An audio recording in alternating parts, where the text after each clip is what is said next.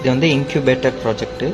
So இப்போ இந்த ப்ராஜெக்டில் எப்படின்னா உள்ளே எனக்கு வந்து லைட்டும் தென் வந்து கூலிங் ஃபேனும் இருக்கும்.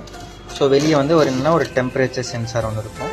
தென் இது வந்து டெம்பரேச்சர் கண்ட்ரோலர். இந்த கண்ட்ரோலரில் நமக்கு வந்து டிஸ்பிளே இருக்கும். நம்ம இப்போ கரண்ட் டெம்பரேச்சர் எவ்வளோ இருக்குது, கரண்ட் அட்மாஸ்பியர் டெம்பரேச்சர் எவ்வளோ இருக்குது அப்படின்னு சொல்லிட்டு இதில் இண்டிகேஷனாக இருந்துகிட்டு இருக்கும். ஸோ இந்த டெம்பரேச்சருக்கான ஒரு சப்ளைவாக நம்ம வந்து இங்கே 12 வோல்ட் அடாப்டர் கொடுத்துருக்கோம். தென் வந்து இந்த லேம்ப்க்கான சப்ளை ஏசி சப்ளை இங்கே இருக்கும். ஸோ இப்போ என்ன அப்படின்னா எனக்கு இப்போது இன்குபேட்டர் வந்து எனக்கு 32.6 டெம்பரேச்சரில் இருக்குது. இப்போ நான் இந்த டெம்பரேச்சர் சென்சாரில்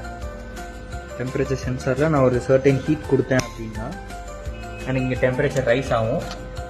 டெம்பரேச்சர் ரைஸ் ஆச்சு அப்படின்னா எனக்கு லைட் ஆஃப் ஆயிரும்.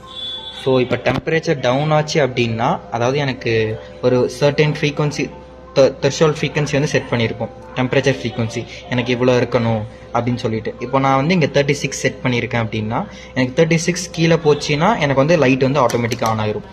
ஏன்னா வந்து அப்போ கொஞ்சம் ஹீட் கண்டென்ட் உள்ளே இருக்கும். இப்போ எனக்கு வந்து 36க்கு மேலே இருந்துச்சு அப்படின்னா எனக்கு கூலிங் ஃபேன் மட்டும் ரன் ஆகிட்டு இருக்கும். ஸோ இதுதான் இந்த ப்ராஜெக்டோட ஓவரால் ஒர்க்கிங்.